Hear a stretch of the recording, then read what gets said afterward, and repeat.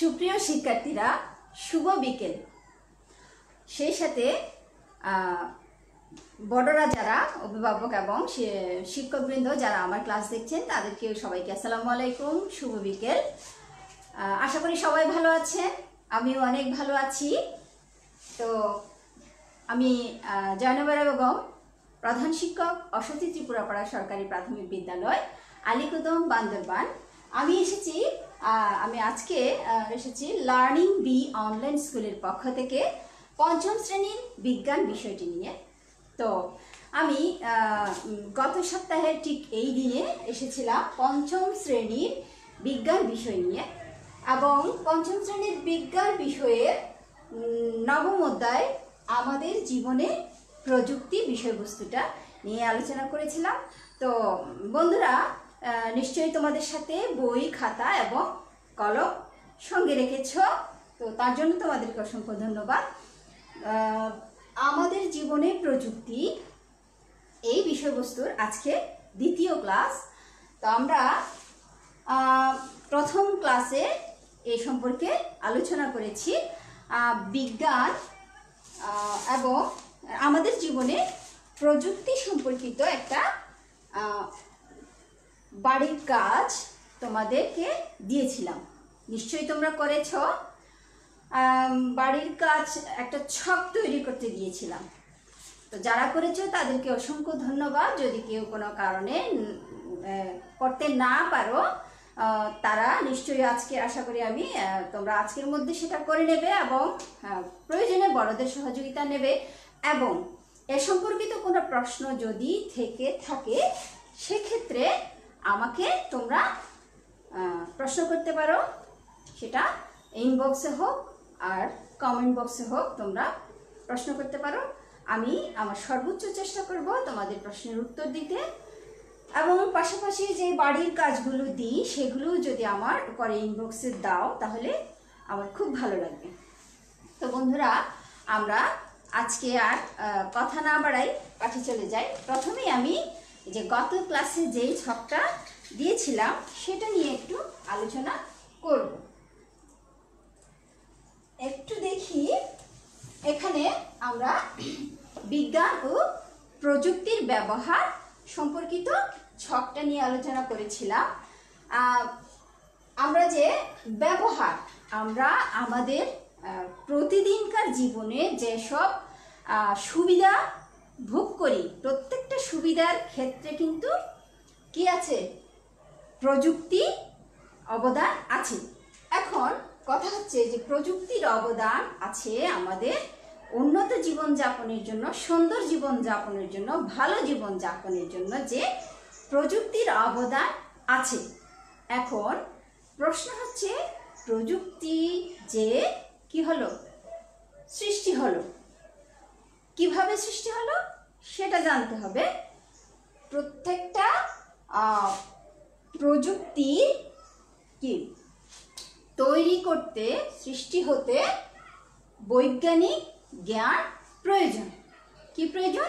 বৈজ্ঞানিক জ্ঞান বা বৈজ্ঞানিক জ্ঞানের ব্যবহার। তাহলে বৈজ্ঞানিক জ্ঞান ব্যবহার করেই কি সৃষ্টি হয়? প্রযুক্তি। আর সেই প্রযুক্তি থেকে সুবিধা ভোগ করি আমরা সবাই। তো বন্ধুরা, আশা করি তোমরা গত ক্লাসে বুঝতে পেরেছিলে। আমরা আবারও একটু পড়ি। দেখো, ব্যবহারের ক্ষেত্র, পরিবহন ক্ষেত্রে প্রযুক্তি কি কি? গাড়ি, লঞ্চ, স্টিমার বা উড়োজাহাজ। তো আমরা এখানে দুটা পরিবহন প্রযুক্তির নাম লিখেছি। তোমাদেরকে বলেছিলাম আরও দুইটা প্রযুক্তির নাম লিখতে, এবং সেগুলো তৈরি করতে, প্রযুক্তিগুলো সৃষ্টি করতে কি ব্যবহার করা হয়েছে? বৈজ্ঞানিক জ্ঞান ব্যবহার করা হয়েছে। তাহলে বৈজ্ঞানিক জ্ঞান, পরিবহন প্রযুক্তিতে কি কি বৈজ্ঞানিক জ্ঞান ব্যবহার করা হয়েছে? তাপ এবং তাপ শক্তি, যান্ত্রিক শক্তি। তাহলে আমরা বিস্তারিতভাবে গত ক্লাসে আলোচনা করেছিলাম। এখন আমরা শুধু একটু পেছনে গিয়ে জিনিসটাকে কি করব? আরেকটু মনে করিয়ে নেব। তাহলে চিকিৎসা, ব্যবহারের ক্ষেত্র, চিকিৎসা ক্ষেত্রে প্রযুক্তির নাম হচ্ছে, দুটো প্রযুক্তির নাম, থার্মোমিটার এবং এক্স-রে। আরও আছে, তোমাদের লিখতে বলেছিলাম, আশা করি তোমরা লিখেছ। এরপরে এই যে থার্মোমিটার এবং এক্স-রে, এগুলো কি করতে,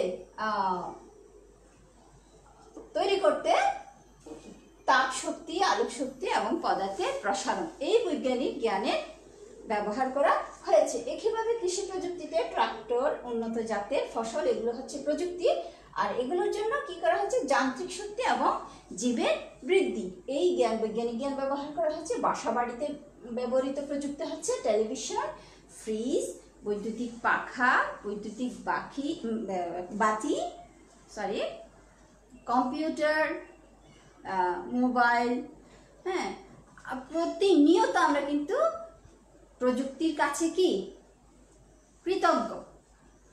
এখন আমরা কৃতজ্ঞ কার কাছে, প্রযুক্তির কাছে। আবার প্রযুক্তি কৃতজ্ঞ কার কাছে, বৈজ্ঞানিক জ্ঞানের কাছে। কারণ বৈজ্ঞানিক জ্ঞান না থাকলে প্রযুক্তি সৃষ্টি করা যেত না, আর প্রযুক্তি সৃষ্টি করা না গেলে আমরা সুবিধা পেতাম না এবং আমরা উন্নত জীবনযাপন করতে পারতাম না।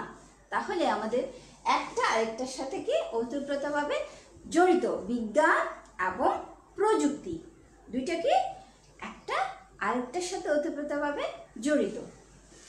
তাহলে এখন আমাদের বিজ্ঞানটা কি এবং প্রযুক্তিটা কি আমরা আশা করি বুঝতে পেরেছি। তারপরও আমরা এখন কি করব, সংজ্ঞাটা স্পষ্টভাবে জানব। আমি তাহলে এই ছকটা নামিয়ে ফেলি। এখন কি আমরা কি জানবো, বিজ্ঞান কি, একটু খেয়াল করি। বিজ্ঞান কি,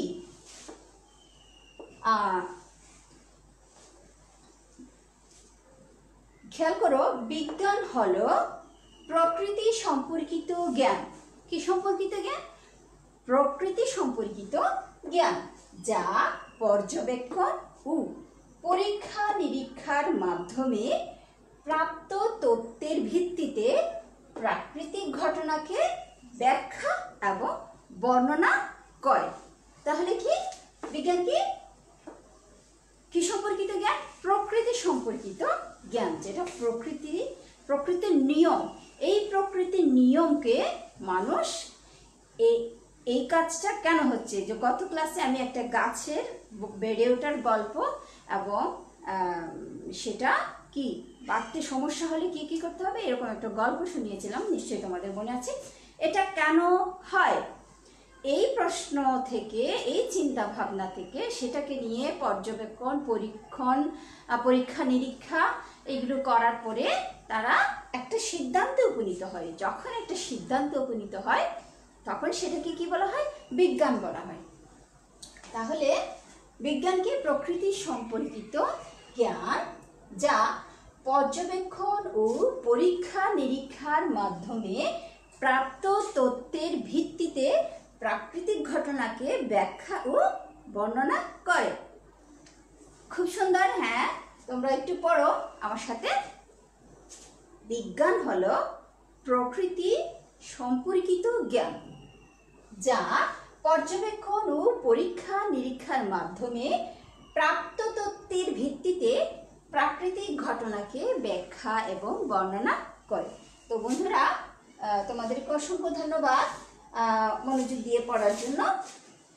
এখন আমরা কি করব, এই সংজ্ঞাটাকে একটু আরো ভালো করে কি করব, ব্যাখ্যা করব। কিসের জ্ঞান, প্রকৃতি সম্পর্কিত জ্ঞান। তাহলে কি করতে হবে, পর্যবেক্ষণ করে, পরীক্ষা নিরীক্ষা করে, পর্যবেক্ষণ করার পরে মনের মধ্যে কি কি সৃষ্টি হয়, প্রশ্নের সৃষ্টি হয়। এটা কেন, এটা এমন কেন, এটা এমন হলে কি হতো। তো এই ধরনের প্রশ্ন থেকেই কিন্তু কি করা হয়, পরীক্ষা নিরীক্ষাটা করা হয়। পরীক্ষা নিরীক্ষা করে সেটা যে একটা সিদ্ধান্তে পৌঁছায়, সেটা কি বিজ্ঞান। এখন আমি তোমাদেরকে একটা গল্প শোনাবো, একটু মনোযোগ দিয়ে শোনো। আমি আচ্ছা, তোমরা কি ঝিঝি পোকা চেনো? হ্যাঁ নিশ্চয়ই চেনো, কেউ হয়তো চোখে দেখোনি, নাম শুনেছো, আবার অনেকে চোখে দেখেছে। আর যারা গ্রামে থাকে তারা তো খুব খুব ভালোভাবে চিনবে ঝিঝি পোকাকে। হ্যাঁ, গ্রামে রাতের বেলায় ঝিঝি পোকার ডাকে অনেক সময় অতিষ্ঠ হয়ে যায়, একদম কান ঝালাপালা অবস্থা। তো আমিও তো গ্রামের মেয়ে, আমিও শুনি ঝিঝি পোকার ডাক, শুনি না, মাঝে মাঝে বিরক্ত হই, আবার মাঝে মাঝে ভালোও লাগে। তো ঝিঝি পোকা সচরাচর রাতের বেলায় ডাকে, বেশি ডাকে। দিনের বেলায় মাঝে মধ্যে খুব কম, রাতের বেলায় বেশি ডাকে। তো রাতের বেলায় ডাকে, কিন্তু কখনো শোনা যায় ঝিঝি পোকার ডাক বেশি, আবার কখনো কম শোনা যায়। তাহলে এই যে কখনো কম শোনা যায় কখনো বেশি শোনা যায়, এটা কিভাবে একদিনে বুঝেছি আমি? নিশ্চয়ই না, একদিনে বুঝিনি, অনেকটা সময়, অনেকটা দিন পরে বুঝতে পেরেছি যে কখনো এই ঝিঝি পাখির ডাক, ঝিঝি পোকার ডাক বেশি শোনা যায়, কখনো বা কম শোনা যায়। তাহলে আমাদের এই যেহেতু এটা একদিনের বিষয় নয়, অনেক দিন খেয়াল করে, এই যে খেয়াল করে দেখা, মনোযোগ দিয়ে দেখা, মনোযোগ দিয়ে বুঝতে চেষ্টা করা, এটার একটা নাম আছে। এটার নাম কি? পর্যবেক্ষণ। এটার নাম কি? পর্যবেক্ষণ। আচ্ছা, এখন তো বুঝলাম যে পর্যবেক্ষণ করে বুঝলাম যে কখনো বেশি ডাক শোনা যায়, কখনো কম ডাক শোনা যায়। তাহলে এখন আমার মনে প্রশ্ন আসলো, কেন কেন কখনো কম আবার কখনো বেশি শোনা যায়? কেন সবসময় সমান শোনা যাবে না? রাতেই যদি ডাকবে সবাই একসাথে বা একইভাবে ডাকবে, তখন এই যে প্রশ্ন, আমার মনে কি আসলো? প্রশ্ন আসলো। তাহলে পর্যবেক্ষণ করেছি বলেই আমার মনে কিন্তু প্রশ্নটা আসছে। যদি আমি পর্যবেক্ষণ না করতাম তাহলে কখন বেশি ডাকে কিনা, কম ডাকে কিনা সেটাও বুঝতে পারতাম না, কেন বেশি ডাকে কেন কম ডাকে সেটাও বুঝতে পারতাম না। তাহলে পর্যবেক্ষণ হওয়ার পরে কি? প্রশ্ন করণ। প্রশ্ন করণ, প্রশ্ন করণ। তাহলে আমার মনের মধ্যে কি আসলো? একটা প্রশ্ন আসলো, এটার নাম দিলাম প্রশ্ন করণ। এখন প্রশ্ন করার পরে মনে প্রশ্ন যখন আসলো তখন কি করলাম? একটা আমি আরো বেশি করে খেয়াল করতে লাগলাম, কখন বেশি বেশি ডাক শোনা যায়, কখন কম কম ডাক শোনা যায়। বেশ কিছুদিন পরে এইটুকু বুঝতে পারলাম যে যখন একটু গরম বেশি পড়ে, তখন ঝিঝি পোকার ডাকটা বেশি শোনা যায়। কখন? হ্যাঁ, যখন গরম বেশি পড়ে। তাহলে আমি সেটা কি করেছি? অনুমান করেছি। কি করেছি? অনুমান করলাম, যে ধারণা করলাম যে মনে হয় গরম যখন বেশি পড়ে তখনই তাদের ডাক বেশি শোনা যায়। তাহলে এরপরে কি করলাম? আমি অনুমান করলাম।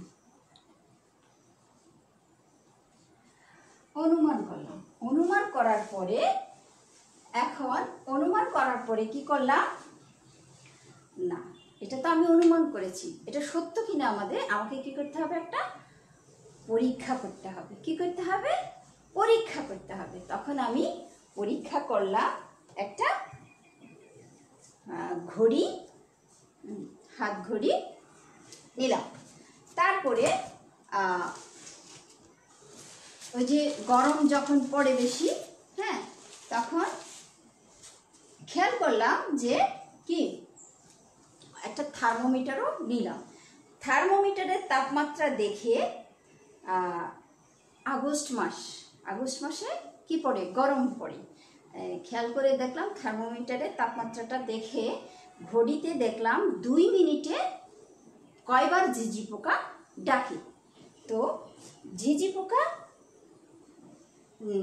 আগস্ট মাসে 2 মিনিটে কয়বার ডাকে দেখলাম। এরপরে সেপ্টেম্বরের দিকে যখন গরমটা একটু কম, তখন ওই যে থার্মোমিটারে বোঝা যাচ্ছে তাপমাত্রাটা, তখন 2 মিনিটে কয়বার ঝিঝি পোকা ডাকে। দেখার পর আমি এটা বুঝলাম যে আসলেই যখন গরম তাপমাত্রা বেশি থাকে তখন কি ঝিঝি পোকা বেশি ডাকে, এবং যখন তাপমাত্রা কম থাকে তখন ঝিঝি পোকার ডাকটা কম থাকে। তাহলে আমি কি করেছি? একটা পরীক্ষা করেছি। করেছি, পরীক্ষা করেছি। আর এটাকে আমরা কি করতে পারো? পরীক্ষণ, পরীক্ষণ। হ্যাঁ, পরীক্ষণ করেছি। এরপরে পরীক্ষণ করার পরে আমি এই সিদ্ধান্তে উপনীত হয়েছি যে, হতে পেরেছি যে আসলে কি মানে গরম যখন বেশি পড়ে তখন কি হয়, ঝিঁঝি পোকার ডাক বেড়ে যায়, এবং গরম কম পড়লে ঝিঁঝি পোকার ডাক কমে যায়। তাহলে এটা আমি একটা সিদ্ধান্তে উপনীত হতে পেরেছি।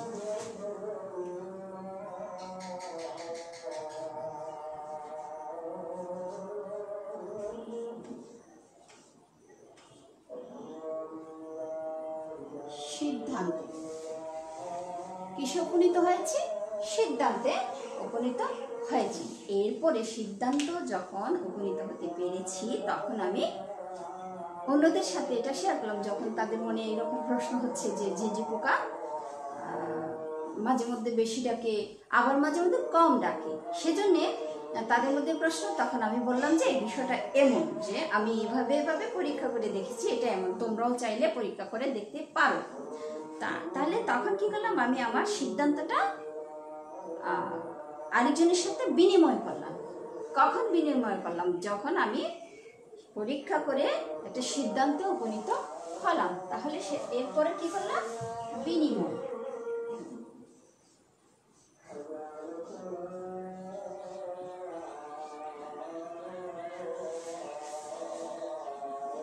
কি করলাম?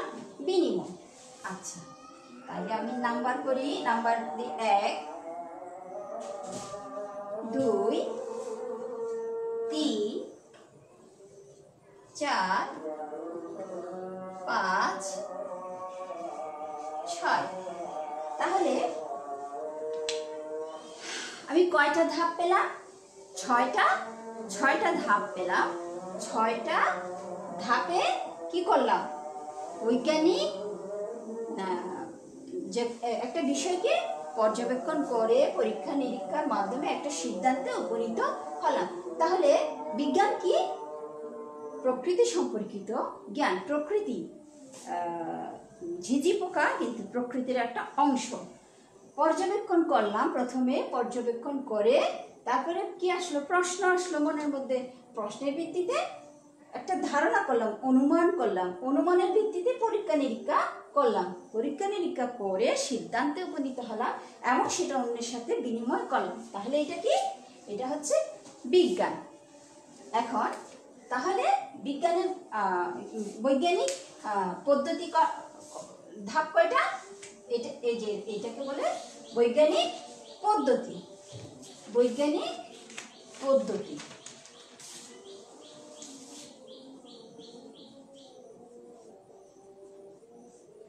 বৈজ্ঞানিক পদ্ধতি।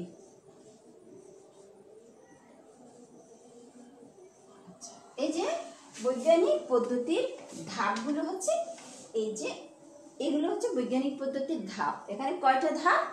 6টা ধাপ উল্লেখ করা হয়েছে। বৈজ্ঞানিক পদ্ধতির কয়টা ধাপ? খুব সুন্দর বন্ধুরা, বৈজ্ঞানিক পদ্ধতির 6টা ধাপ। 1 পর্যবেক্ষণ, 2 প্রশ্নকরণ, 3 অনুমান, 4 পরীক্ষণ, 5 সিদ্ধান্ত, 6 বিনিময়। তো বন্ধুরা, আশা করি তোমরা বুঝতে পেরেছ যে বৈজ্ঞানিক পদ্ধতির কয়টি ধাপ? 6টি ধাপ।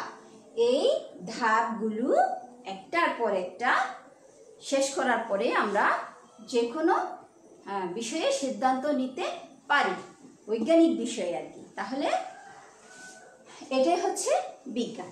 এটা কি? বিজ্ঞান। এখন বুঝলাম বিজ্ঞান, তাহলে সেই বিজ্ঞানের জ্ঞানকে ব্যবহার করে কি হচ্ছে? প্রযুক্তি সৃষ্টি হচ্ছে। তোমরা খাতায় লিখে নিয়েছ? লিখে নাও বন্ধুরা। এখন আমরা কি করব? বৈজ্ঞানিক পদ্ধতিগুলো এখন প্রযুক্তি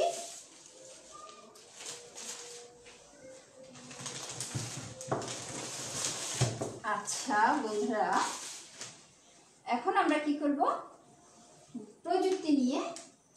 প্রযুক্তির সংজ্ঞা নিয়ে একটু পড়ব। এই যে হচ্ছে প্রযুক্তি। একটু দেখি প্রযুক্তি কি। প্রযুক্তি হলো আমাদের জীবনের বাস্তব সমস্যা সমাধানের জন্য বিজ্ঞানের ব্যবহারিক প্রয়োগ। তাহলে আমরা আগে যেটা বলেছি সেটাই সংজ্ঞা আকারে উপস্থাপন করা হলো। এখানে আমরা এই যে এতগুলো